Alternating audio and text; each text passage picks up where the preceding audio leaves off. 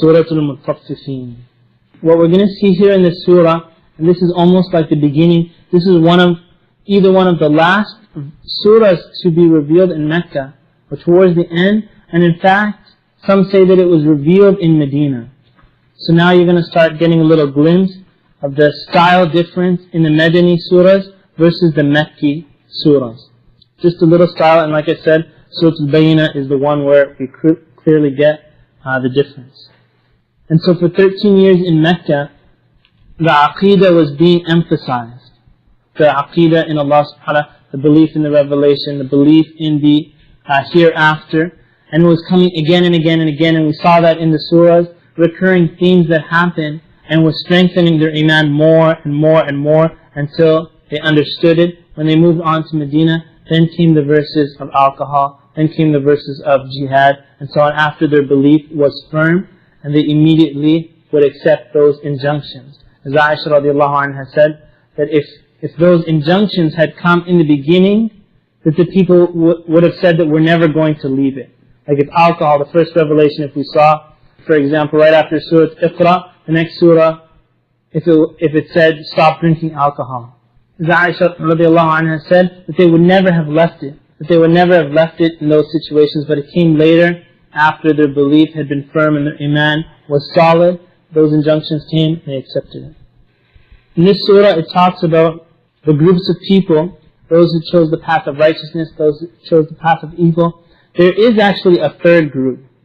Right, we've been talking in the Meccan surahs, the two groups. The third group are the munafiqeen, which is a phenomenon that happened in Medina because the power then came to the Muslims in Medina. So a third group came up, and those were people who claimed publicly to be Muslim, but privately and in their hearts, they didn't believe in Allah and His Messenger, and they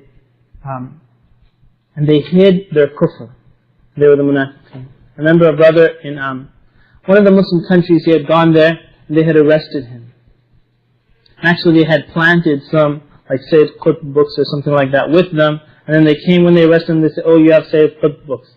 And they knew that they're the ones who gave the books to them, but they were being planted. So the brother who had gone there, and he's very knowledgeable, a da'i, he had told him, he said, look, and the officers are Muslim too. He said, are you Muslim? To that officer, he said, of course I'm Muslim. And basically these people are just following orders. And then he said that Allah subhanahu wa ta'ala divides the people into only three categories: Muslim, Kafir, and Munafiq. Which one are you? And which category are you in? And that officer actually was very hurt by what he said, and the clarity of it, that you're either a believer, or you're a Kafir, or you're a Munafiq. And if a person says he's a believer, is this the path of a believer to harm other Muslims in such a way? This surah also talks about the mocking and the humiliation that the kuffar used to do to the believers. And like we'll see here, that it's a characteristic of a person of hellfire that they make fun of Muslims.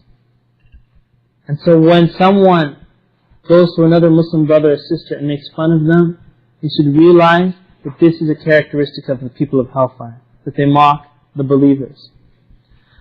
Now this is different than the Prophet ﷺ, who would always smile with his companions, radiallahu ta'ala anhum. The Prophet ﷺ, he once went to one of the companions in the marketplace, snuck up behind him, and covered his eyes. And the companion, someone grabs you like that, he was like, get off, trying to get the person off, until he peeked, saw that it was the Prophet ﷺ, and then he relaxed, and he actually put his back into the chest of the Prophet ﷺ. And he was so honored that the Messenger of Allah ﷺ was touching him. And then the Prophet ﷺ, he called out, he said, مَنْ يَشْتَرِ الْعَبْدِ, he said, who will buy the slave? Who will buy the slave? Obviously, it's not his slave. And so he said, Ya Rasulullah, he said, O Messenger of Allah, no one would buy me, I'm not worth anything. And then he said to him, sallallahu alayhi wa sallam, وَلَكِنَّكَ عِنْدَ اللَّهِ غَالٍ. He said, but indeed to Allah subhanahu wa ta'ala, you are worth, or you are very expensive to Allah Azza wa Jalla. And so you'll see here, even though it was a joke, it was not a humiliation and a disgrace of the person, but it was out of love. Now a person has to be very careful when they're joking with their brothers and sisters, that it has to be in truth, and it can't be anything that would hurt the person's feelings in such a way. And that's a very fine line, because something that we think doesn't hurt their feelings could very well hurt their feelings. Right? So a person has to be very careful in how they interact with their brothers and sisters. أعوذ بالله من الشيطان الرجيم. بسم الله الرحمن الرحيم. ويل للمطففين الذين إذا اكتالوا على الناس يستوفون وإذا كالوهم أو وزنوهم يخسرون ألا يظن أولئك أنهم مبعوثون ليوم عظيم يوم يقوم الناس لرب العالمين. كلا إن كتاب الفجار لفي سجين وما أدراك ما سجين كتاب مرقوم. ويل يومئذ للمكذبين الذين يكذبون بيوم الدين وما يكذب به إلا كل معتد أثيم. إذا تتلى عليه آياتنا قال أساطير الأولين. كلا بل ران على قلوبهم ما كانوا يكسبون. كلا إنهم عن ربهم يومئذ لمحجوبون. ثم إنهم لصالوا الجحيم. ثم يقال هذا الذي كنتم به تكذبون. كلا إن كتاب الأبرار لفي عليين وما أدراك ما عليون. كتاب مرقوم يشهده المقربون. إن الأبرار لفي نعيم على الأرائك ينظرون تعرف في وجوههم نضرة النعيم. يسقون من رحيق مختوم ختامه مسك وفي ذلك فليتنافس المتنافسون. ومزاجه من تسنيم عينا يشرب بها المقربون. إن الذين أجرموا كانوا من الذين آمنوا يضحكون وإذا مروا بهم يتغامزون. وإذا انقلبوا إلى أهلهم انقلبوا فكهين. وإذا رأوهم قالوا إن هؤلاء لضالون. وما أرسلوا عليهم حافظين. فاليوم الذين آمنوا من الكفار يضحكون على الأرائك ينظرون هل ثوب الكفار ما كانوا يفعلون. The beginning of the surah, it talks about at-tatfif. What at-tatfif is in the olden days, if a person came to buy something, they would put that commodity, whether it's fruits or something like that, on a scale, and then they would bring their, dirhams, dinars, and so on, and they would weigh it. Sorry, not the dirhams and dinars, but they would have a weight. They would say, like, this is 10 pounds, for example, and then they would put 10 pounds of food on this. So what they would do is, they would make the scale heavier or lighter? they would, I believe, they would make it lighter. They'll make the weight to be, say, like 9 pounds, so that the person wouldn't get as many dates as they normally should have gotten. Basically what that is short changing. If you've ever gone to the airport when you're coming out of the parking, it says, it has a sign that says pay this much, and at the bottom it says if you're requested to pay more than this, phone this phone number. And they put those things in because those agents they can easily say, oh, that's $12 when it should be 10, and no one will question them, and they give the extra at like $2. Or someone going to buy something, and then a handful of change that is put it in your hand, and you're not even thinking twice about sitting down and counting all of it. You just put it straight into your pocket. They can easily take out 25 cents from everybody, and at the end of the day they've made like an extra $5 or something like that, or maybe even more than that.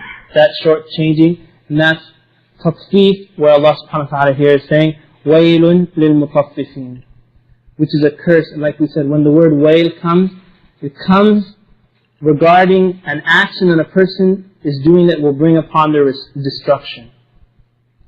You'll see in many countries when they begin this, even though it may seem like something very small, but it could bring upon not only their destruction, but the whole economy and the society falls down. And you'll see that in countries where they accept bribery, or they accept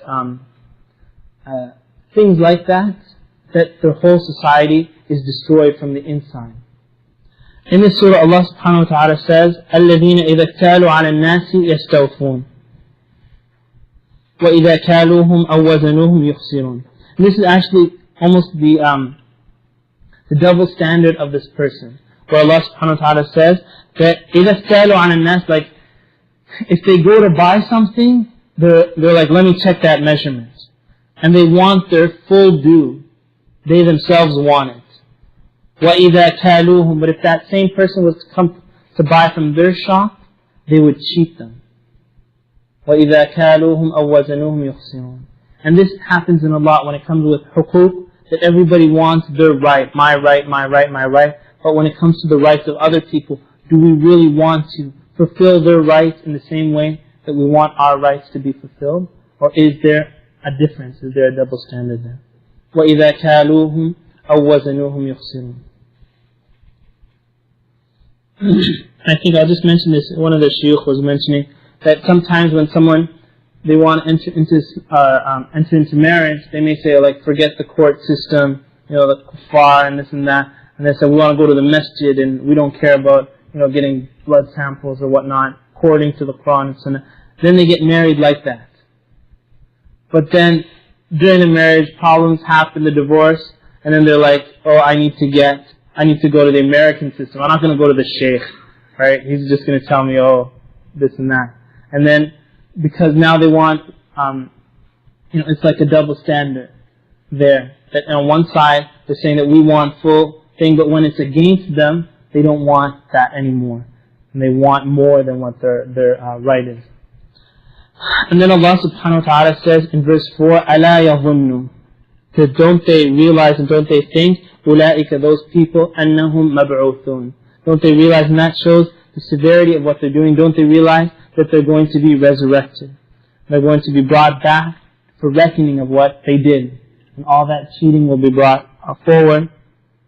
لِيَوْمٍ عَظِيمٍ, to an enormous day and a great day. The day, يَوْمَ يَقُومُ النَّاسِ, in verse 6, the day when the humans and mankind, يَقُومُ النَّاسِ لِرَبِّ الْعَالَمِينَ, will stand for the Lord of Al-Alameen, the Lord of the world.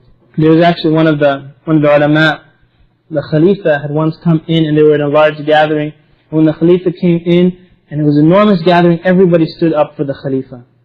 And so this one alim, he remained sitting. And then people asked him about this, and he said that I didn't mean it out of disrespect. He said, but when I saw everybody standing up like that, the verse that came into my mind immediately was يَوْمَ يَقُومُ النَّاسِ بِرَبِّ الْعَالَمِينَ. He said, so I felt shy to stand up for anyone except Allah subhanahu wa ta'ala. Meaning, and he remembered that day, and this is the verse. Ibn Abbas radiallahu ta'ala anhu, he said that when the Prophet ﷺ came to Medina, the people used to cheat, and they were of the biggest cheaters in their business before the Prophet ﷺ came to Medina. And so this surah was revealed, Waylun lil-Mutaffifeen, and that's why I said that there's even an opinion that it came in Medina, that woe to the people who do this short-changing and cheat in their measurements.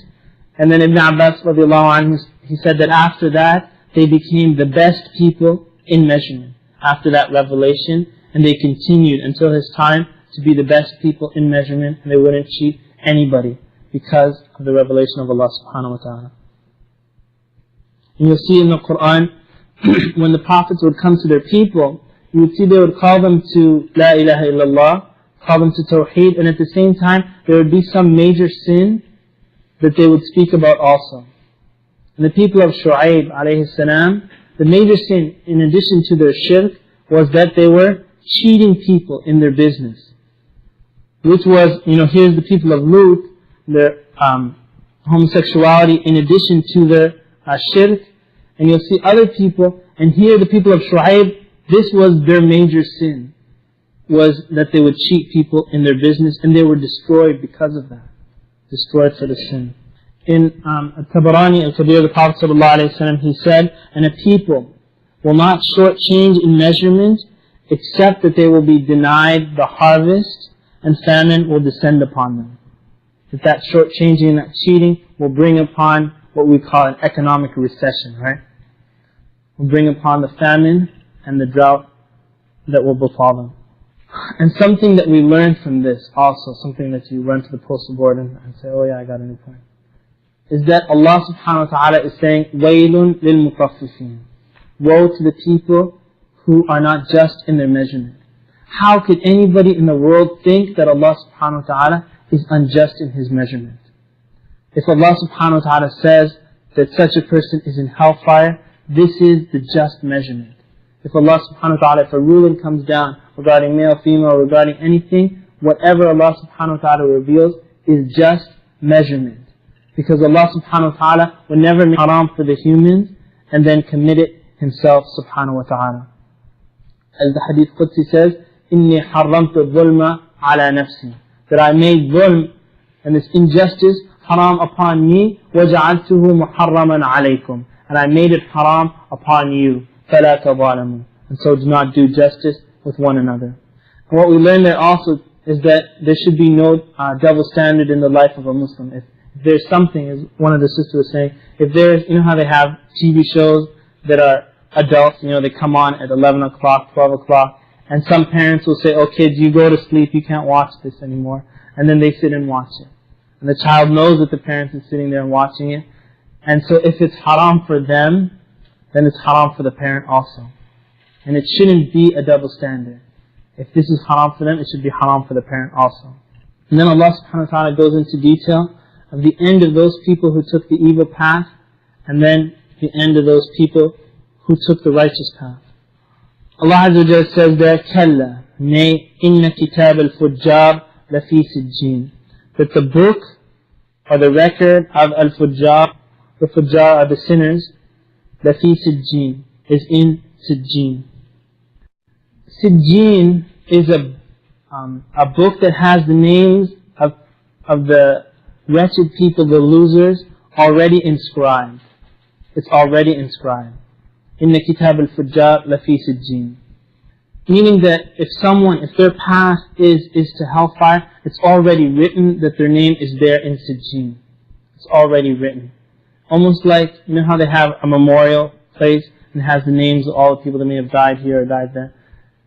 This is like kitab al-fujjar, and the people, when they see it, they know whoever's name is in this book, just by the book itself, they know that these people are destroyed. By the horror of the book.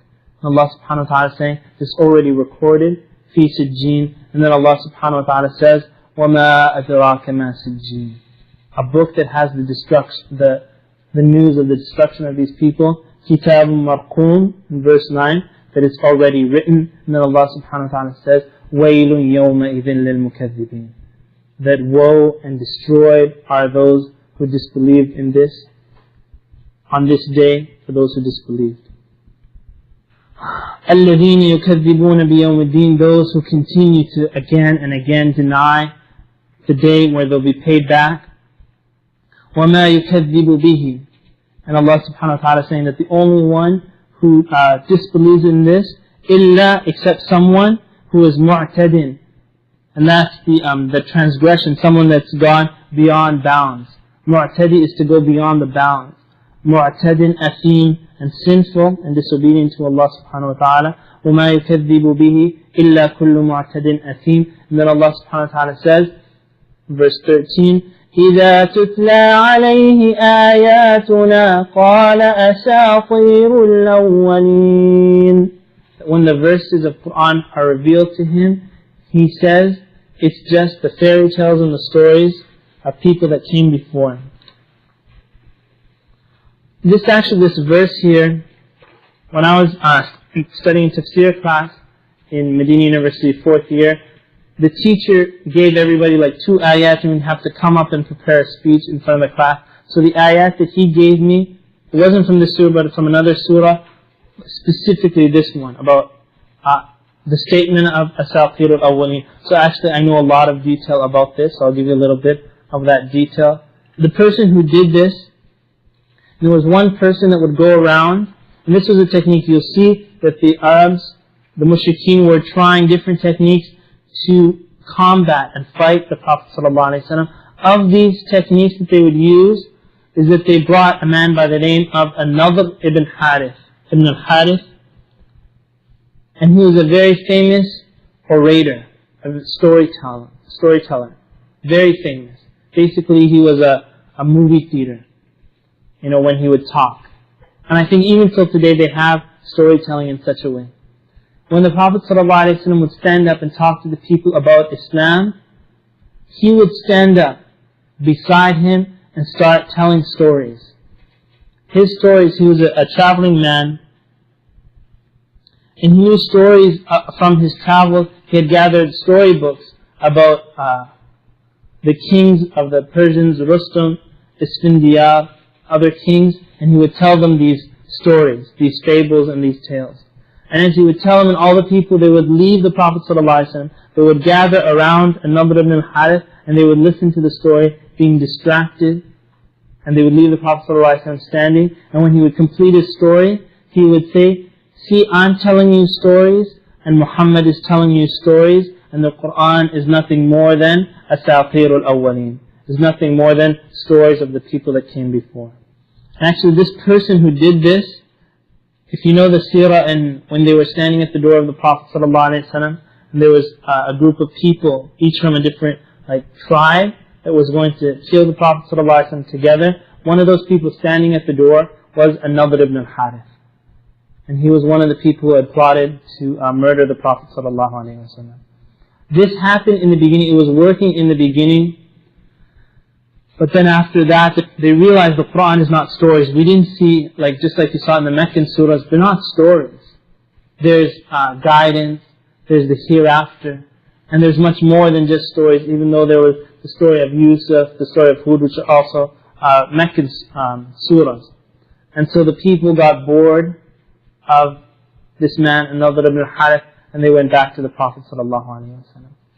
And you'll see that the rejection here, notice, Allah subhanahu wa ta'ala, in verse 13, He says, قَالَ أَسَاطِيرُ الْأَوَّلِينَ. Normally a Muslim here in North America would say, no, it's not stories, just like I said. I said, are the verses all stories? And I gave you an explanation, correct? Look in verse 14, you'll see that there's no explanation right there. Allah subhanahu wa ta'ala says, كَلَّا. And like we said, it's a very intense and severe word. كَلَّا كَلَّا بَلْ رَانَ عَلَى قُلُوبِهِمْ مَا كَانُوا يَكْسِبُونَ. That indeed, it's a rust on their hearts from the sins that they've accumulated. And here, benefited from this point that Allah subhanahu wa ta'ala didn't reject or refute their points in detail because they themselves didn't believe in it. They were doing it out of arrogance, out of tyranny, and they already were convinced of the truthfulness of the Quran, but their arrogance and tyranny led them to disbelieve. And so Allah subhanahu wa ta'ala wasn't wasting time with them, arguing the points, but the warning comes in, strict and hard. Kalla, and that the reality of the situation is that it's a rust on their hearts that's stopping them from allowing the truth to enter their hearts. In the verse there, someone might ask a question about the secta, the pause. it's recited, كَلَّا بَلْ رَانَ عَلَى قُلُوبِهِمْ مَا كَانُوا يَكْسِبُونَ. The sector, that pause there, a person is not supposed to take a new breath. They just say كَلَّا بَلْ and like hold their breath and then continue رَانَ عَلَى قُلُوبِهِمْ. And the reason for that, this is in the qira'ah of Hafs an Asim, which we recite. If you try continuing there, you'll have to drop the lam, meaning that you'll recite كَلَّا بَرَّانَ عَلَى قُلُوبِهِمْ if you continued. And there are other recitations that go like that, but it's to distinguish the lam from the ra. كَلَّا بَلْ رَانَ عَلَى قُلُوبِهِمْ. If you continue, it's بَرَّانَ عَلَى قُلُوبِهِمْ, and the lam gets dropped. And so to distinguish the letters, كَلَّا بَلْ رَانَ عَلَى قُلُوبِهِمْ. And the whole science of the qira'at is something very beautiful. And inshallah, I don't think we'll teach it in a Madrasa too, because we need someone knowledgeable for that. And inshallah, maybe we'll find someone to teach us a little bit about that. And so Allah subhanahu wa ta'ala in this verse is saying that the reality of the situation is that their hearts are sealed with the sins that they've accumulated. It's not allowing the truth to enter it. And here it's very interesting. Allah subhanahu wa ta'ala is saying, كَلَّا بَرَّانَ عَلَى قُلُوبِهِمْ مَا كَانُوا يَكْسِبُونَ. Something that you might not pick up in English, but that is, كَانُوا is past tense. And يَكْسِبُون is mudari'. It's present future tense. What they used to, it says there, what they used to earn being present and future. And in those two words right there, Allah subhanahu wa ta'ala joined past, present and future together. مَا كَانُوا يَكْسِبُونَ. From the past, present and future, that all of their accumulated sin has come upon their heart and it's rusted them, so that they don't accept the truth and they can't hear it. And we know that the Prophet ﷺ taught us that when a person commits a sin, that a nukta, a black dot, appears on their heart, and if they ask Allah subhanahu wa ta'ala for forgiveness, that black dot is wiped away. If they don't, it remains there, and the more they sin, the more their heart builds with this rust on their heart until it seals the heart after that. And then the Prophet ﷺ recited this verse, كَلَّا بَلْ رَانَ عَلَى قُلُوبِهِمْ مَا كَانُوا يَكْسِبُونَ. And one of the lessons that we learn there also is a lot of times Muslims think that later on down the road they're going to do some far off tawbah. When I go for Hajj, that's when I'll do my enormous large tawbah when I'm 65 years old or something. And I don't have to work and I don't have to care. But one thing that's scary is that perhaps as they continue in their sin until that time, maybe by the time that they get to that age 65, their hearts would have already been sealed. So that at that time they won't be able to turn back to Allah. Maybe because those black dots at the moment might be in the accumulation stage, but down that far off time, they may not get the chance. And they may not have that sense to realize that they have to turn back to Allah subhanahu wa ta'ala. It suffocates the heart. And then Allah subhanahu wa ta'ala in verse 15, كَلَّا إِنَّهُمْ عَنْ رَبِّهِمْ يَوْمَئِذٍ لَمَحْجُوبُونَ. That nay, and all this, their thoughts and all their claiming is completely wrong. كَلَّا, that indeed from their Lord, عَنْ رَبِّهِمْ يَوْمَئِذٍ on this day, لَمَحْجُوبُونَ. They will be, and you see the word mahjubun coming from like hijab, hajaba, to be concealed or veiled from their Lord subhanahu wa ta'ala. And this is actually proof that a believer, someone who believed in Allah subhanahu wa ta'ala, had faith in Allah azza wa jal, the reward of that belief is that they get to see in the hereafter that which they believed in. On the Day of Judgment, when the people who enter hellfire enter it and people enter Jannah enter it, Allah subhanahu wa ta'ala gathers all the people of Jannah and asks them, هَلْ مِنْ شَيْءٍ أَزِيدُكُمْ? Is there anything more that you wish for? And so they answer, أَلَمْ تُبَيَّضْ وُجُوهَنَا? Didn't you illuminate our faces? أَلَمْ تُنْجِينَا مِنَ النَّارِ? Didn't you save us from hellfire? أَلَمْ تُدْخِلْنَا الْجَنَّةِ? Didn't you enter into paradise? And then as the Prophet ﷺ said, فَيَكْشِفُ عَنِ الْحِجَابِ. So Allah subhanahu wa ta'ala will move aside the veil so they'll see Allah azza wa jal. And then the Prophet ﷺ said that there will be nothing more beloved to those people in paradise than seeing their Lord subhanahu wa ta'ala. And of the punishment is that they will never see Allah subhanahu wa ta'ala, these people. May Allah subhanahu wa ta'ala protect us. ثُمَّ إِنَّهُمْ in verse 16, ثُمَّ إِنَّهُمْ لَصَالُوا الْجَحِيمِ, they will be entered into al-Jahim, into hellfire. ثُمَّ يُقَالُ, and then it will be said, they're in hellfire, and they're screaming in the pain, and like we said, that it's not an open space, they're in the punishment, wrapped up in chains. ثُمَّ يُقَالُ هَذَا الَّذِي كُنْتُمْ بِهِ تُكَذِّبُونَ, this is what, and it will be said to them, this is what you used to deny, and you used to lie about, and you used to hide in disbelief. This is it. Bismillah, alhamdulillah, salatu wassalamu ala rasulillah, wa ala alihi wa sahbihi, wa mawalah, amma ba'd. Inshallah, just finishing up Surah Al-Mutaffifeen. From verse 18, Allah subhanahu wa ta'ala says, Kalla. Here, Kalla, it's a negation of the statement, or it's a negation of the belief that everybody will have the same end. Kalla inna kitab al-abrar lafi illiyin. Allah subhanahu wa ta'ala is saying that the record of the abrar, the pious ones, lafi illiyin, is in illiyin. And illiyin here, it comes from the word ulu, which means high. As we say, Allah ta'ala, right, Allah the most high, or subhanahu wa ta'ala, the most high.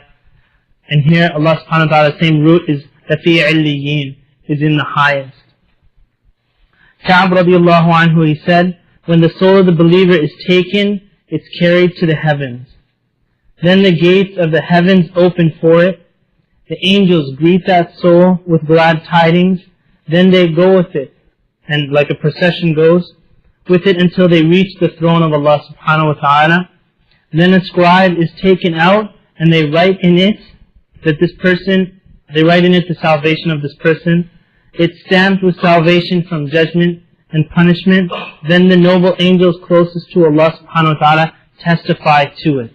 And that is in verse 21, where Allah subhanahu wa ta'ala says, يَشْهَدُهُ الْمُقَرَّبُونَ, that is testified to by those closest and nearest to Allah subhanahu wa ta'ala, i.e. the angels. Then Allah subhanahu wa ta'ala, verse 23 to 22, and then 23 and onwards up to 25, Allah subhanahu wa ta'ala begins describing the na'im, the bliss and the blessing that those righteous ones are in. Innal abrara lafi na'im. And a lot of times, just like the activity we did about focusing on getting the book in the right hand, a lot of times we focus our khutbahs and our halaqas on the negative aspect, how we should fear and how we should be scared and horrified. But Allah subhanahu wa ta'ala, that's not how the Qur'an speaks. The Qur'an will always give the two. And so there's this excessive focus on the negative. One has to be sure when they're talking to give the people the positive. Give them what they should hope for. And not just scare them, and not just make them lose any hope, but in fact encourage them with the reward from Allah subhanahu wa ta'ala. And here we see that, إِنَّ الْأَبْرَارَ لَفِي نَعِيمٍ. Allah subhanahu wa ta'ala says, عَلَى الْأَرَائِكِ يَنْظُرُونَ, on the thrones looking around, تَعْرِفُ, that you will notice, فِي وُجُوهِهِمْ, in their face, نَظْرَةً, that's the brightness and the illumination, and na'im. Because of the luxury, you can actually see it on the people's face. I think even in the dunya, when someone is in this kind of like the lap of luxury, you can see it on their faces that this guy is too soft, because what's happening to him. I remember in Hajj, there was my first Hajj. I had gone through so much, and I mentioned earlier how rough that Hajj was, and I was limping, and I looked like a pauper and so on. And then I saw some people speaking English. And I said, wow, Americans, because I've been in Medina for all those years. And I wanted to just say, sound like I'm American too. Canadian, actually. But as I came closer to them, I noticed how white their ihram was. How clean it was. I could even smell like the perfume. And they're not supposed to be wearing perfume, but you could smell it. And then I looked at my own clothes, and I saw, the dirt and grime of what I was wearing, and my limp, and the two different sandals that I was wearing, and the cane. And then I backed down, right? And I could see like the na'im, the luxury, which package, the $4,000 package that they came with. I came on the $10 package. In Allah subhanahu wa ta'ala says, verse 25, يُسْقَوْنَ مِنْ رَحِيقٍ مَخْتُومٍ, that they'll be given to drink from a sealed wine. And here, Allah subhanahu wa ta'ala, these are things that Allah azza wa jal made haram for the people in the dunya, but in the hereafter, because of their taqwa and their khashya of Allah subhanahu wa ta'ala, in the hereafter they're blessed with that thing which they had restrained themselves in the dunya. And of course, it's not the same wine. These are wines that do not intoxicate. Khitamuhu misk, Allah subhanahu wa ta'ala is saying that it says the last thereof will be the smell of musk. And to give you a little example, something that here, something to that effect, I would say something like Earl Grey tea. You know Earl Grey tea? And the tea itself, I think the British people know it very well, the tea, right? Earl Grey. It has like a perfume smell to it. When you pour the thing, you can smell, and even if you walk into the room, you'll say that this is this type of tea because of the musky smell and the beautiful smell that comes from the tea. A smell that Allah subhanahu wa ta'ala created in this dunya. And here Allah Azza wa Jalla is saying, Khitamuhu misk.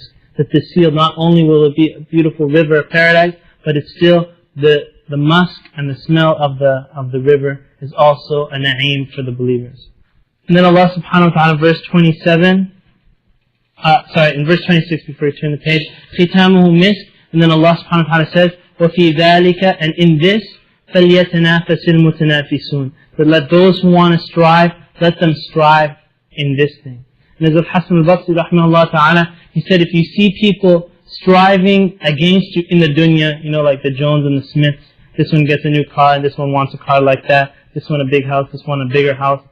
He said, if you see someone doing that to you in the dunya, so race with them in the hereafter. And here Allah subhanahu wa ta'ala is pointing our attention that if you see someone getting up for Qiyamul Layl, you see someone constant in the prayers, that's the person that you should try to work harder than. And we see that in the seerah when Abu Bakr radiallahu anhu when Umar came with half his wealth. And he was only challenging one person. He was only challenging Abu Bakr. Because nobody else could do it. He said, today I'm going to beat him. And Abu Bakr radiallahu anhu came with all his wealth. And he said that that's cheating.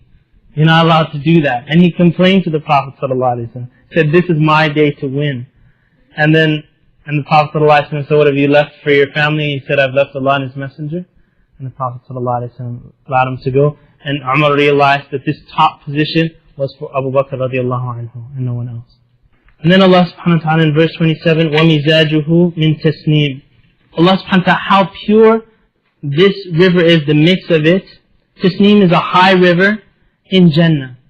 And it's so pure that these rivers that come from it, they're mixed with tasneem, and that's their blessing. And they actually say about the people in the highest level, Jannatul Firdaus, the verse was سَابِقُونَ الْأَوَّلُونَ مِنَ الْمُهَاجِرِينَ وَالْأَنصَارِ. In that verse, Allah subhanahu wa ta'ala says, جَنَّاتٍ تَجْرِي تَحْتَهَا الْأَنْهَارِ. It's the only verse in the Quran where Allah subhanahu wa ta'ala doesn't say تَجْرِي مِن تَحْتِهَا الْأَنْهَارِ. It just says تَجْرِي تَحْتَهَا الْأَنْهَارِ. And you know whoever recites that, they're going to make a mistake there.